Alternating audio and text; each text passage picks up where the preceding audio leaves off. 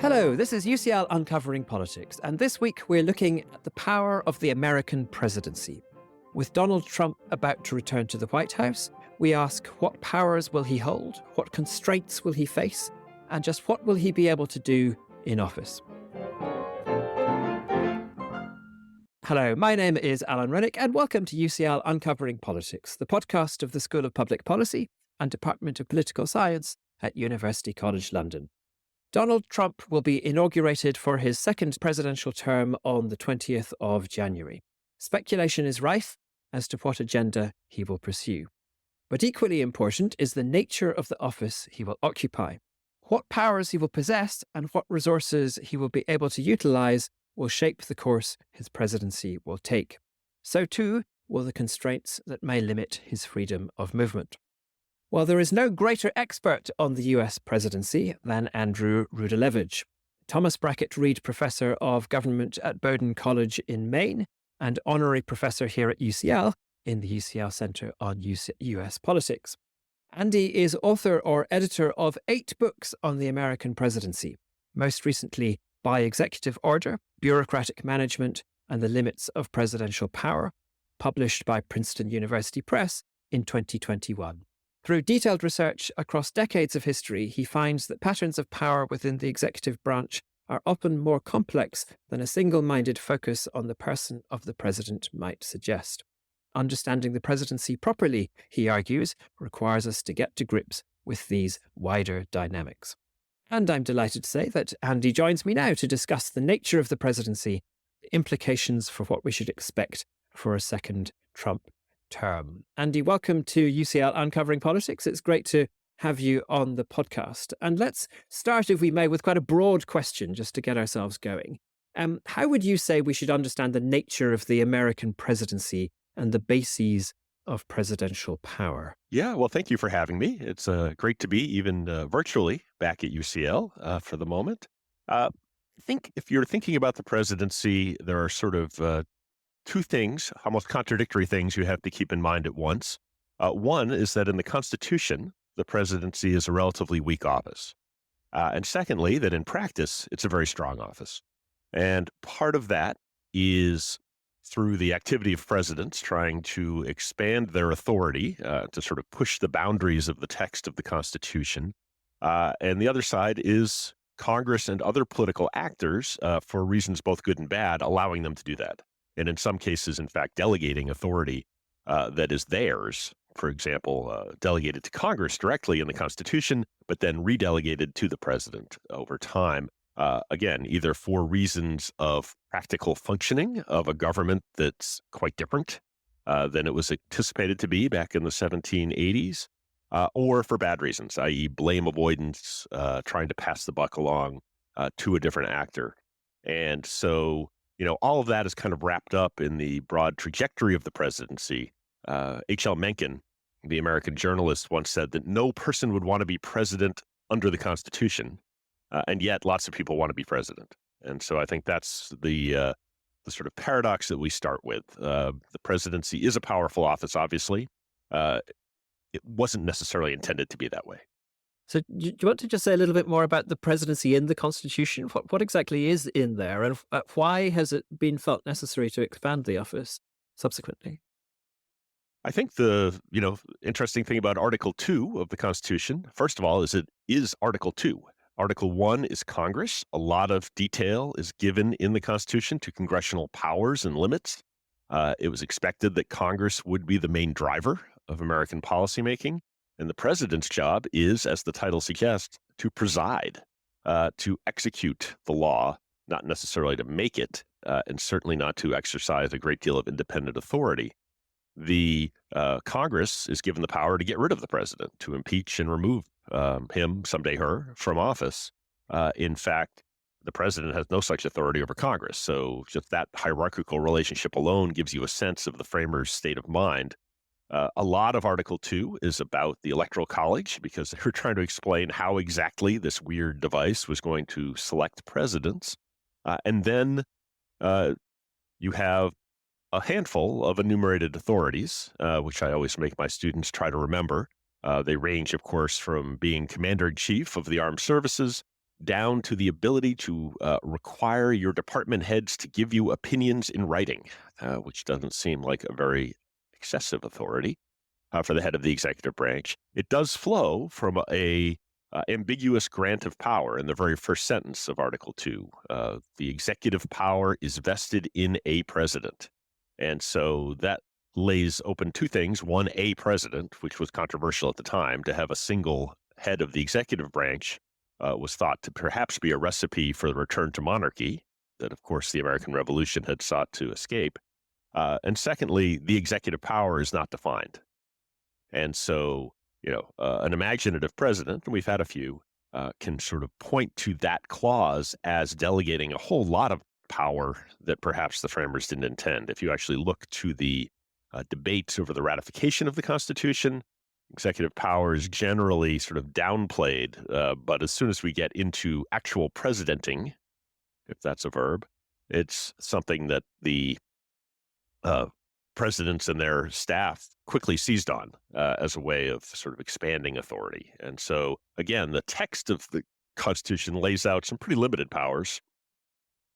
It also lays out this broad notion of executive power that, again, can be expanded in needs, in times of emergency, certainly, but also when presidents find it convenient to try to do so. And again, Congress doesn't push back. So, to what extent is presidential power today? I mean, you were suggesting that presidential power today has greatly expanded. To what extent is that simply a matter of convention, which, of course, would be very familiar to those of us who are familiar with the UK constitution and the way in which it works? And to what extent is it a matter of legal change that has taken place over time and powers being granted to the presidency through Congress and through legislation? Some of both, certainly. I think over time, you've seen developments, of course, in the growth of American government. And, you didn't have much of a government back in 1780. You have, by 1980, a huge administrative state, a deep state, if you insist, and uh, a government that's expected to do many, many things for many, many people. That, again, is sort of a result of the explosion of the national government in size, really in the mid 20th century, starting arguably with the Great Depression and World War II, the Cold War, um, the big bang in social programs with the Great Society and the regulatory state of the 1970s. All of this, creates a much bigger executive branch that does many, many more things. And of course, the president, as chief executive, then has much more opportunity to shape policy unilaterally through his control of executive branch personnel and to some extent policy. We can talk more about, whether that control is complete. Spoiler alert, it's not. But the general growth of government has been beneficial to presidents. The growth of the United States as a world power over that same sort of historical sweep has been beneficial to presidents because foreign policy is one of the areas where presidents have tended to have more discretion over time. Some of it, again, gifted with regards, especially the war powers, but nonetheless, an area where presidents are naturally going to have more flexibility. And as that becomes a bigger part of American policymaking, presidents make up a bigger share of that policymaking almost by definition.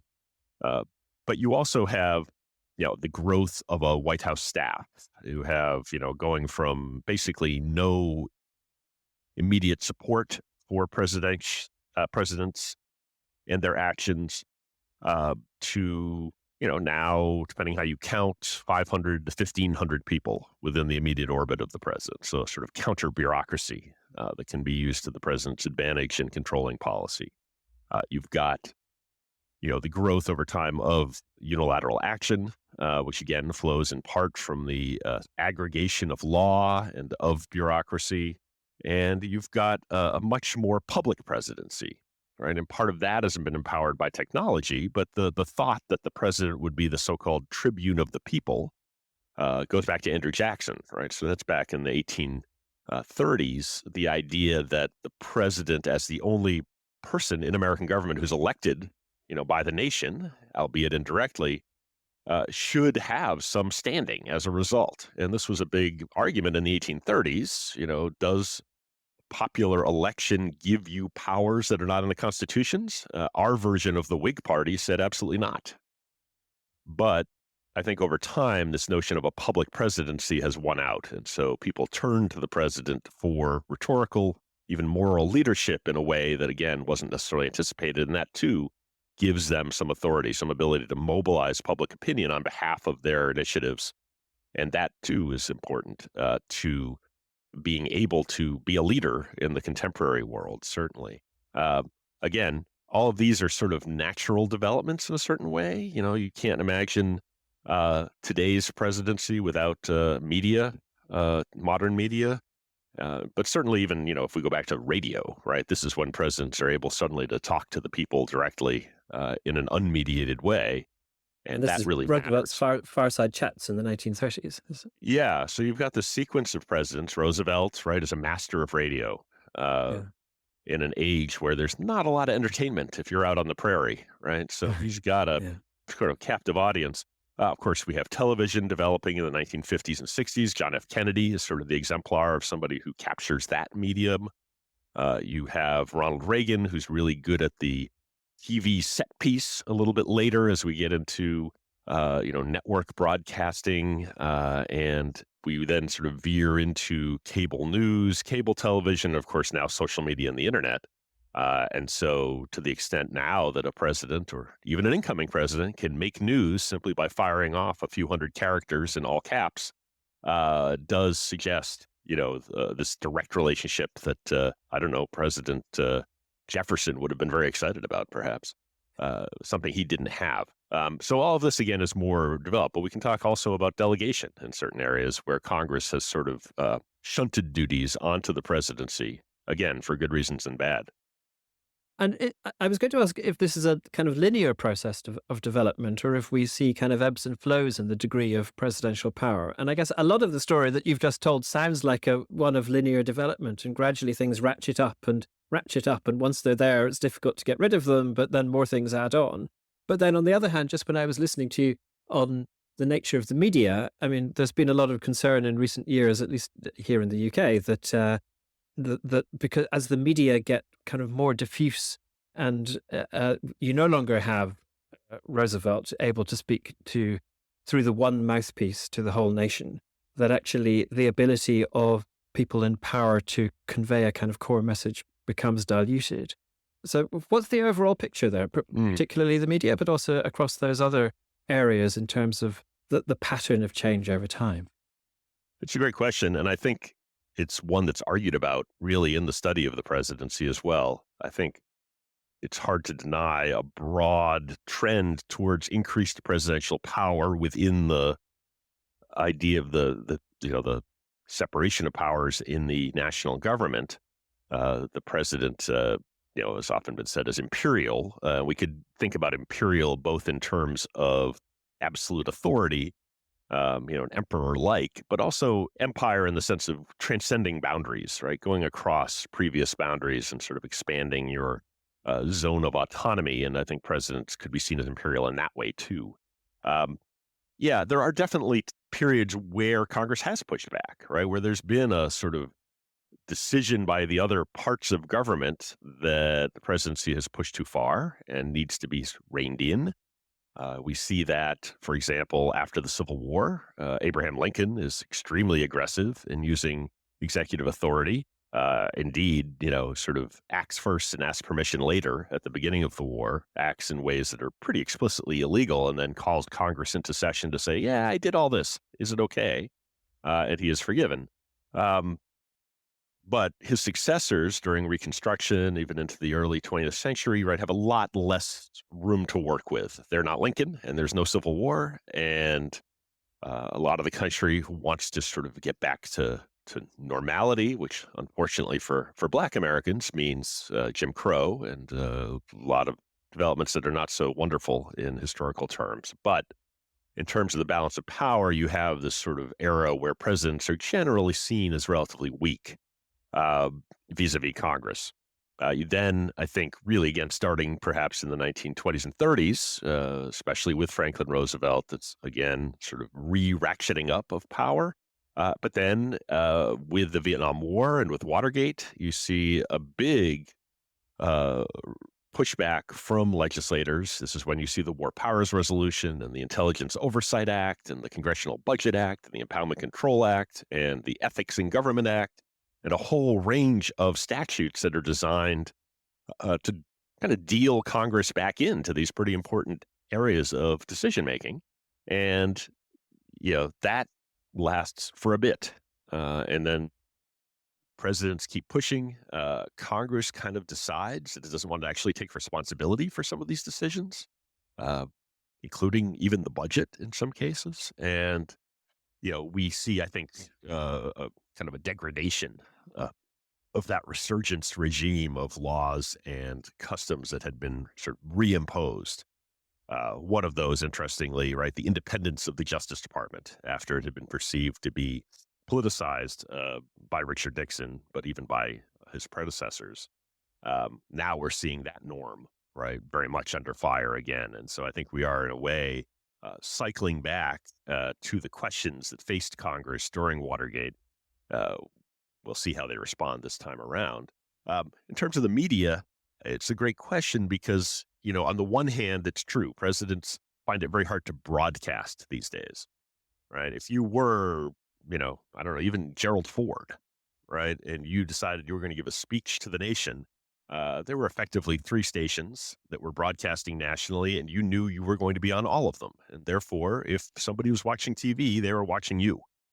Uh, these days, right, you could choose to watch 24 hours of bass fishing or 24 hours of, I don't know, Bowdoin College football, which would be pretty boring, by the way, but nonetheless might be more interesting to you than politics. And there is, the ability to tune out in a way that is harder. The media landscape, as you say, much more fragmented.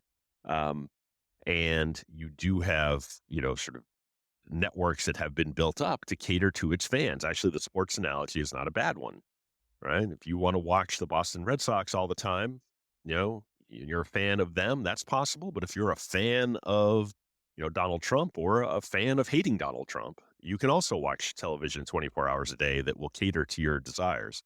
Hmm. And so, presidents can reach an audience, but it's not quite the same audience as it was. It's a more fragmented, more polarized audience.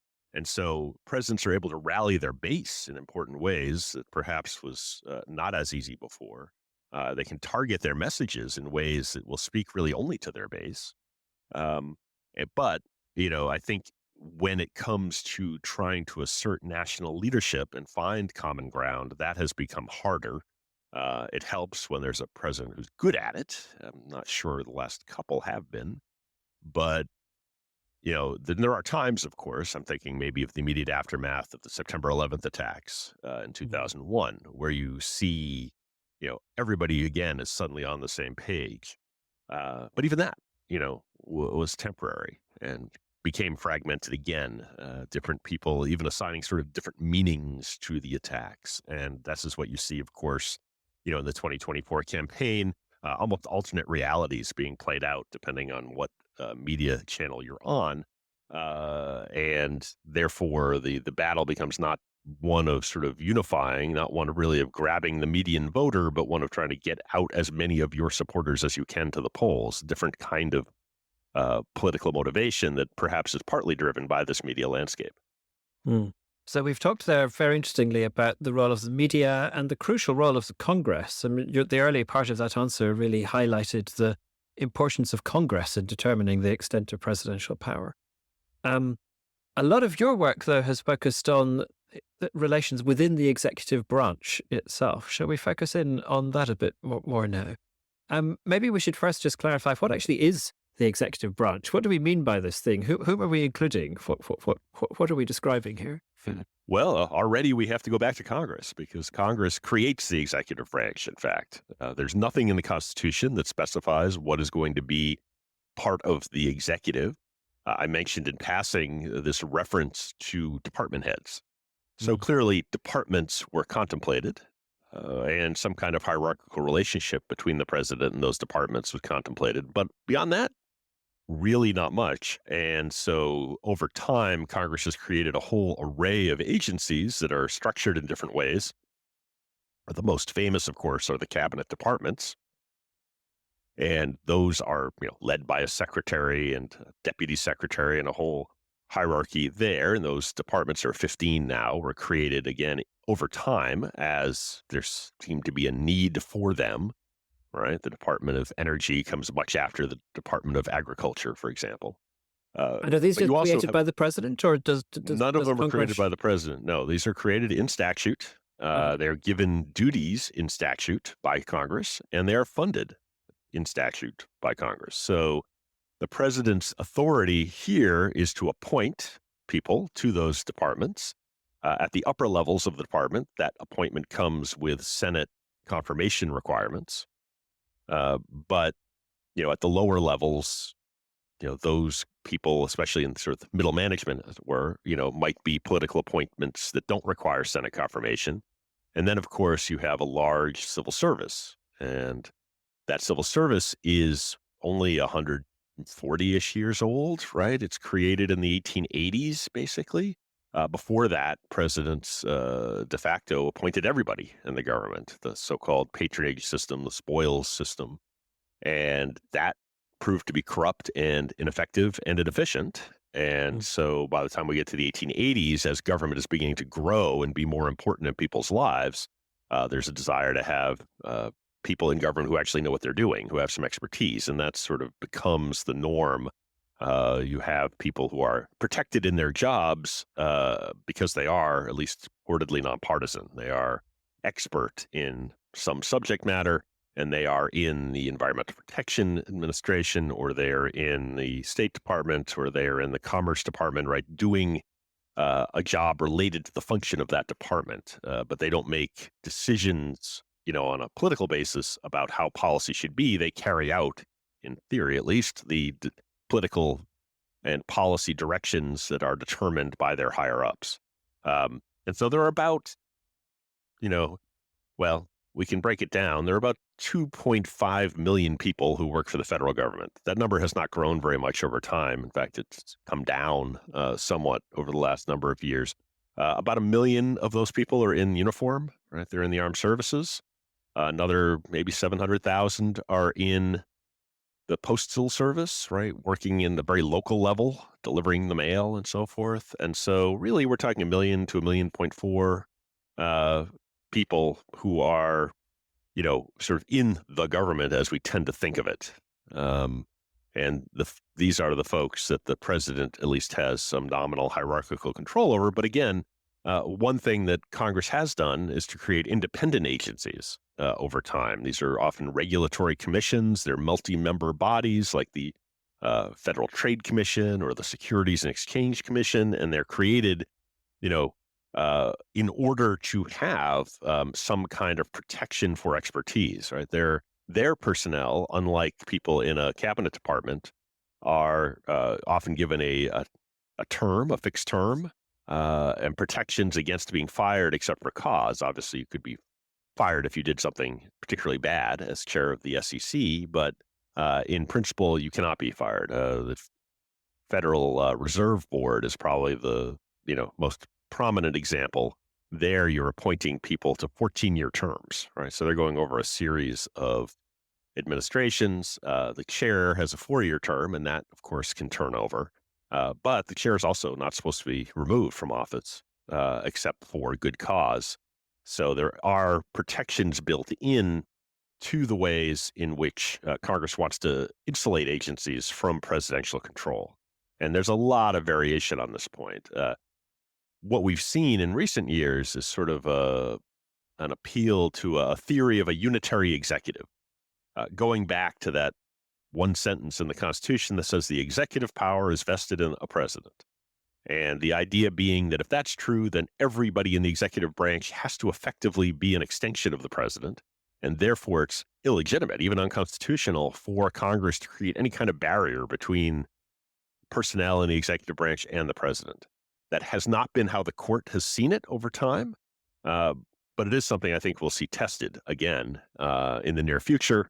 If you look to some of the writings, the so-called Project 2025 Hmm.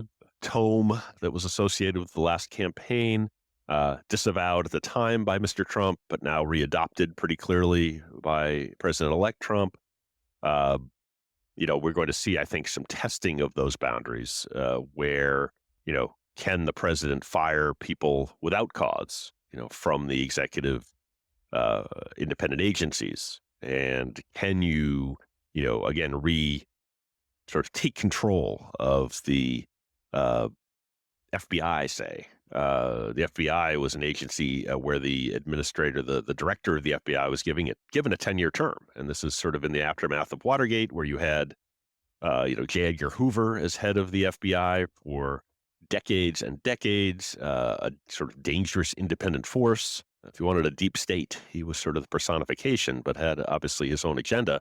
And, it's finally there's sort of an idea being to depoliticize that office, make it a 10-year term, have it overlap different administrations, not appointed as soon as a new president comes in, like a lot of people are. But we've always already seen, right? President-elect Trump announced that he's going to fire the current FBI director, who has 3 years remaining on his term, and replace him with someone who, on the face of it, is immensely unqualified for the position. But that it's really the sort of the replacement that's the first problem, right? Because we're already seeing a push against these efforts by Congress to create barriers, right, to the president so that the executive branch more widely can work um, to fulfill what it's been told to do statutorily, again, without partisan interference. So it's a kind of this mixed bag. You have this huge array of agencies and people. Presidents want to control them. Congress doesn't always think that's a great idea, and Congress does get a big say in this. Um, so, the idea of the unitary executive is somewhat fanciful, right? It sort of sounds good in a law review article. In practice, it's really not the way government has worked in the past, and I would argue not consistent with the framers' vision of a separated system of government. Yeah, let's maybe get into the detail of that further in a little moment. But before we get there, it would be good just to hear a little bit more about your research. That book that I mentioned earlier that focuses in on the nature of the executive branch and the passions of power within the executive branch. Do you want to give us a quick kind of headline as to what we need to know, and then we might go into some details on that as well? Always excited to tout the book. Yeah, no. So by executive order actually came out of a larger research project about the Office of Management and Budget, which is one of the president's staff agencies within what's become known as the executive office of the president. So it's not technically in the White House, but it's within the president's immediate circle. It is also the only part of the president's staff that is made up of civil servants. And it was created back in the 1920s as sort of a good government way of managing the budget, renamed the Office of Management and Budget in the 1970s, again, reflecting this desire of presidents, at that time Nixon, to assert more control over the way in which the executive branch did its business. What I discovered as I was doing research on that agency was that they were responsible for coordinating the issuance of executive orders. Now, when we think about executive orders, we sort of have a mental vision of a president sitting at the desk and signing. And if you're Donald Trump, holding up, your big Sharpied signature for the cameras to see. Again, almost the essence of unilateralism. Here's the president alone creating policy somehow. And what I discovered in these files was that, in fact, the process of formulating an executive order is very much a cooperative and coordinated enterprise across all of the interested agencies in the executive branch. And that, indeed, often what the president wants to do at the outset is amended or constrained in some ways. And in some cases, there's so much resistance to what the president wants to do that they wind up dropping it. They don't do it.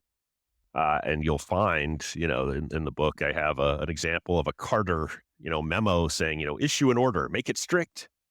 That issue never occurs. There is no order. Sure.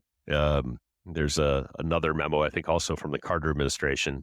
It's always good when people write things down.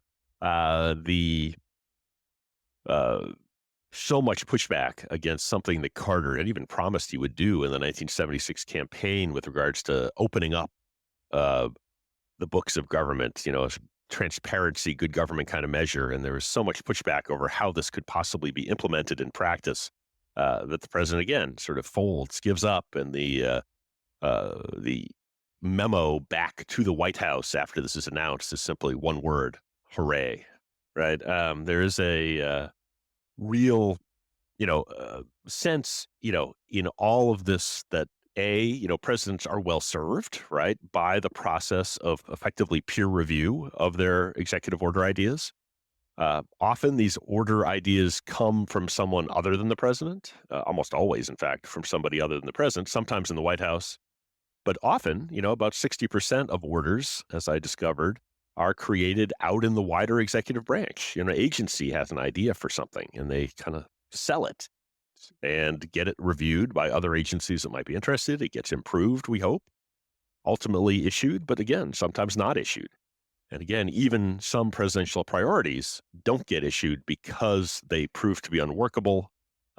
There's just too much resistance. They can't really be implemented in the way the president wants. Sometimes they take another form. Sometimes they turn into a legislative proposal. Sometimes they simply turn into a press release and effectively are a bit.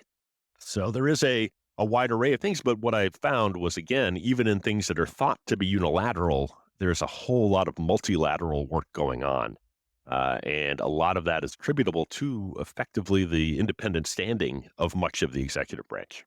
Yeah, that's just what I was going to ask. So is this a reflection of what you were saying earlier, that actually the executive is not entirely controlled by the president? And in fact, I mean, if I understood correctly, pretty much all parts of it have been created by Congress and therefore are subject to a degree of control by Congress as well. Yeah, if Congress passes something into law saying, the Department of Education shall do X, then the people in the Department of Education have to do X. The president might say do Y, and that could lead to a sort of crisis within the department, right? If the president has said do this, this is contrary to the statute as we read it, we've got to work that out. And sometimes the department simply won't do it, right? They'll say, Yeah. this is something, we can't do this legally. Again, the president is then within his rights to say to the Secretary of Education, well, do this or I will fire you.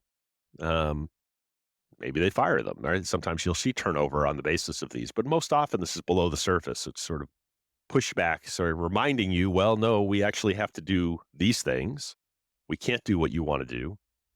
It's that kind of pushback and being sort of reminded that certain actions were illegal or at best ill-advised, that has led to some of the anger within the sort of Trump wing of the Republican Party about the so-called deep state. Mhm. On the other hand, most of Trump's policy achievements in the first term were through the agencies. They were administrative. He had a very mixed record in Congress. So yeah, I think, you've got a lot of different, if we think of principal agent theory, I don't know how much we want to delve into that in this podcast, but, just I simply the idea. definitely can. Yeah, well, the idea that you as a principal want your agent to do things for you. And it might be me going to my car mechanic and saying, I need my car fixed. Of course, I don't know how to fix it. He does. How do I set up a relationship where that, agent doesn't try to milk me for as much money as possible without even fixing my car? Uh, that sort of relationship can be expanded to governmental actors, right? We've got the president who maybe doesn't know very much about policy, agencies that know a lot. How can they structure that relationship to know more? The complication in the American government is that there are multiple principles, right, for any bureaucratic agency. There's the president, of course, but then there's Congress. Within Congress, there might be a congressional committee that has particular jurisdiction and therefore particular interest and often influence over that agency. Uh, you have, you know, the courts, of course, who play a very important role in saying, what the law is and what agencies have to do to comply with it. You've got interest groups, the constituencies for whom often these departments were created in the first place and who need to be kept happy. And then you've got the people generally, right? And so there is a lot of tension within bureaucratic agencies about, which of these principles to follow at any one time. It's always helpful when they all align, but that's frequently not going to be the case, especially where you have divided government and, a Congress that's of a different party than the president. And so, there is, there are these sort of cross pressures brought to bear on agencies whom the president is obviously an important figure, but not the only one. And one reason you've seen, I think, an increase in sort of directives from the White House saying you will implement the law in this way is to, make it very clear what they want done and to sort of, put a line in the sand about what they think the proper way for the agency to behave is so that, it might give that agency more willingness to act in that particular direction, to read the law in the way that the current administration wants it to read it. So this conversation has mainly been focusing on the nature of the presidency rather than on Trump. But as we come into our final few minutes, and alas, as always, our time has gone faster than I would like. Um, what happens when these two things suddenly come into collision? The realities of how the system works and all the intricate workings that you have just set out, Mm. and Trump, who, as you said, seems to be a president who wants to hold executive power and exercise it in his own will and not be constrained by all of these checks and balances that are so inherent to the American political system. What's going to happen? Well, that's an excellent question, and one we'll all be tuning into. You from a safer distance than me, maybe come January. The what we've seen, I think, in the difference between sort of Trump 1.0 and 2.0 is a growth, at least in the people around him, of expertise in how to get the executive branch to do what you want it to do. Trump 1.0 came in, I think not having expected to win necessarily. He jettisoned his transition team almost immediately upon his win. Had extremely, literally no experience in public service before becoming president. And, his experience with government agencies usually was as someone being regulated or investigated by them. So he was suspicious about them, but didn't really know how they worked. And certainly, beyond the world of sort of New York real estate, this was new ground for him. So he hired people who often knew what they were doing, weren't necessarily people who had been loyalists of his campaign, um, and quickly fell out with most of them, right? Because they tended to then listen to the expertise in the agency and go back to him and say, no, actually, we can't do what you want to do. There are book length treatments of this with regards to the Department of Homeland Security, for example, or the Pentagon. Um, you know, and there are, of course, efforts to learn the loopholes in the law to be able to get around things. The Emergencies Act, for example, which allows him to begin to build some of his border wall, even if he can't get Congress to approve that funding. But, these are a little bit sporadic. Um, I think what he's learned, right, is that you need appointees who are going to be loyal to you. And he's a lot less interested in whether they're actually competent to lead their agencies, whether they have any subject matter expertise. And in, almost none of the announced cabinet nominations, right? These people aren't technically nominated yet, by the way. We're talking about them as if they were, but they haven't yet been sent to the Senate. He's not president yet. Mhm. But in most of these, right, even if they are people who have some kind of background in governance, it's very rarely associated with the agency that they've now been assigned to. And then there are a bunch, right, who have no expertise at all in pretty much anything except in the Trump campaign and the Trump inner circle. But the expectation is, right, that they will act on to do what he wants to do and to override objections from inside the bureaucracy. And And will again, he succeed in doing that? And will he well, manage to get the system to bend that to his will? that is the what we used to call the $64,000 question before inflation. It's obviously the first check is the Senate itself, right, which will have to confirm a number of these people. And Mr. Trump has already talked about ways of evading Senate confirmation, through recess appointments or perhaps through the Vacancies Act. Ways in which he can get loyalists into place without having to worry about those pesky senators asking questions. let's assume he doesn't do that, right? That in the end, most of these nominees will be confirmed. Um, these are big departments. And so, you know, putting one person at the top of a 100,000 person department does not necessarily, translate into immediate effectiveness. But he has also talked about something called Schedule F, colloquially. Um, and that just refers to, the schedule of appointments to the U.S. Civil Service. At the very end of his term in 2020, he had issued an executive order which was going to convert some number of federal civil servants into political appointees. And, it's expected that he will reissue that executive order once he comes into office.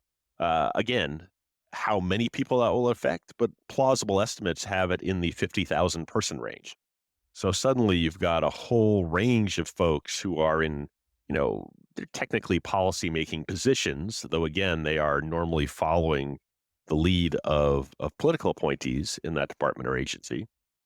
But if you're suddenly, people who have felt safe in their jobs in saying this is illegal, but now they can be fired for saying that.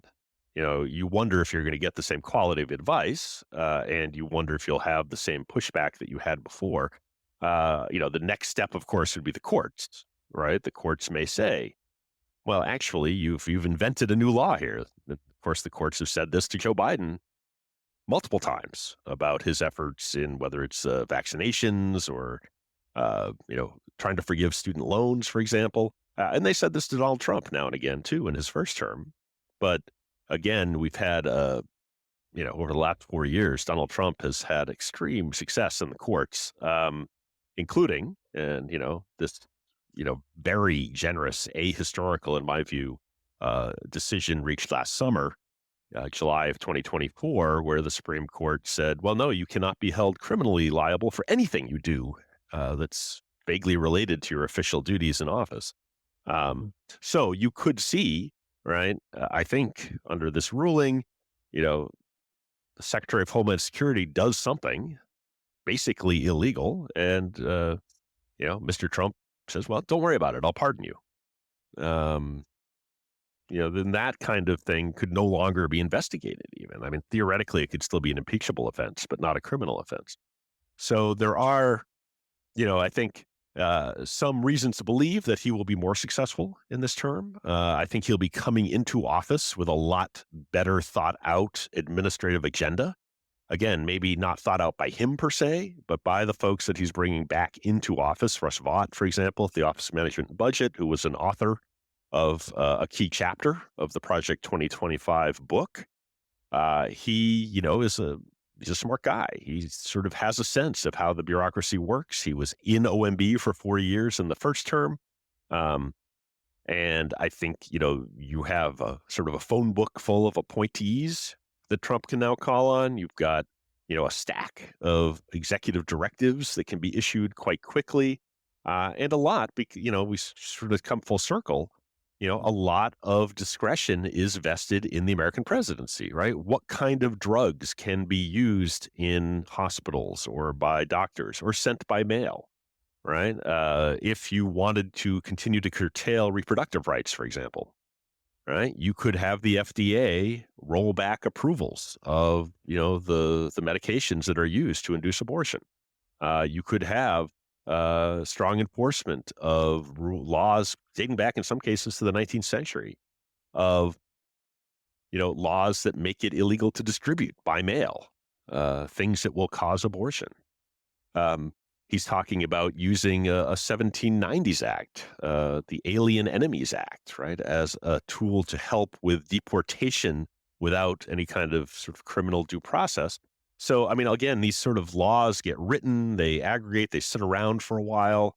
It's hard to pass new laws, but presidents have an army of lawyers that can help them find new meaning in old laws, and I think we're going to see quite a lot of that, right? And really, again, pushing discretion to the utmost. It's again often will go to court. They won't win all of these cases, but they'll win some. Mm. And so I think ultimately the real check in all of this is Congress. Again, Congress has delegated huge amounts of authority over time. Trade is a great example, given the agenda of the incoming administration.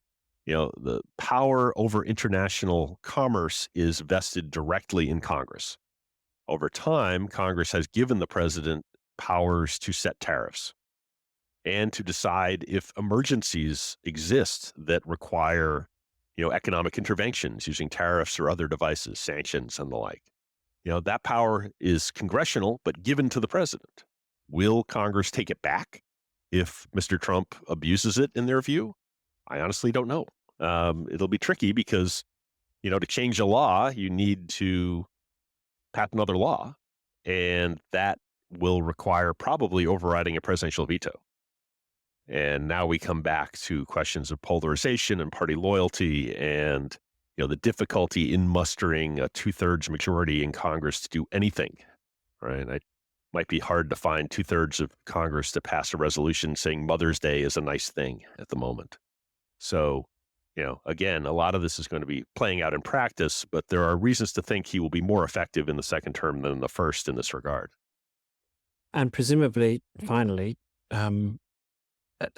what Congress does depends hugely also on how popular the president remains. And if he continues to be the source of electoral success for senators and congressmen, then they're going to stick with him.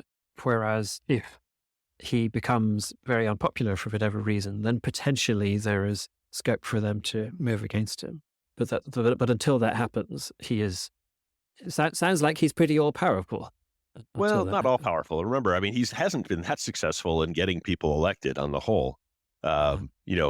Republicans did retake the Senate, of course, but they only in one case managed to flip a so-called swing state senator. In Pennsylvania, they did manage to, by some 20,000 votes statewide, managed to beat incumbent Senator Casey and replace him with a Republican. But in Wisconsin and in other states, Arizona, right, they failed to do this. They lost seats in the House, so they have a tiny majority in the House, made smaller still by some of the people that Trump is appointing to his cabinet. You could have a 217 to 215 seat majority for the Republicans in the House. That's not very workable when one member of your majority can screw up your agenda. The Senate, of course, Democrats have decried the filibuster for the last 4 years, but I think they're going to grow to love it again. The need to accrue 60 votes to sort of move forward on a lot of things. So all powerful, I think, is too strong, but it would require some affirmative pushback, a little bit of institutional pride regained by Congress generally, and maybe by the Senate immediately, in order to act affirmatively. Because it is true, right? A lot of that sort of power to move first and to set the agenda has been delegated away. Again, it doesn't make the president all powerful, but it certainly gives him an advantage in sort of this game between the branches. Well, thank you so much, Andy. I feel I now know much more than I did before about what's coming down the line and what I should be looking out for and what the possibilities are. So that has been an incredibly helpful discussion. We have been discussing the book By Executive Order, Bureaucratic Management and the Limits of Presidential Power, written by Andrew Rudalevige and published in 2021 by Princeton University Press. As ever, we'll put full details of the book and Andy's other writings in the show notes for this episode. And I should also just note that Andy will be back with us in person at UCL next term for one of our policy and practice seminars, when we'll get the opportunity to say a little bit about what's been happening once President Trump is actually in office. So we'll be able to pursue these questions much further. Next week on UCL Uncovering Politics, we're looking at a topic that might not be entirely unrelated to today's, namely the limits on the power of authoritarian leaders to get what they want. And remember, to make sure you don't miss out on that or other future episodes of UCL Uncovering Politics, all you need to do is subscribe. You can do so on Apple, Google Podcasts, or whatever podcast provider you use. And while you're there, we'd love it if you could take a moment of time to rate or review us too. I'm Alan Rennick. This episode was produced by Kaiser Kang and Eleanor Kingwell Benham. Our theme music is written and performed by John Mann. This has been UCL Uncovering Politics. Thank you for listening.